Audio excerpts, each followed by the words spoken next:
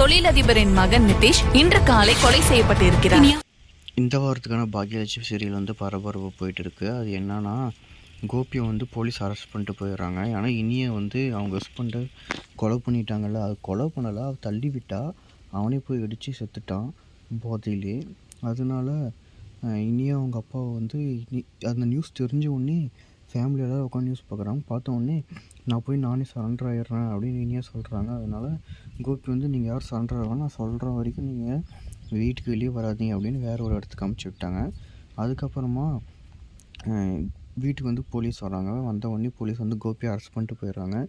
அப்புறம் போலீஸ் ஸ்டேஷனுக்கு போன உடனே என்ன ஆகுதுன்னா, போலீஸ் வந்து யார் கொலை பண்ணணும், பொண்ணு எங்கே இருக்கா சொல்லு அப்படின்னு சொல்கிறாங்க. அதுக்கு வந்து கோபி நான் தான் கொலை பண்ணேன், என் பொண்ணு டார்ச்சர் பண்ணிகிட்டே இருந்தால் அதனால தான் 2 கையால் கழுத்து நெரிச்சு கொலை பண்ணேன் அப்படின்னு சொல்கிறான் கோபி.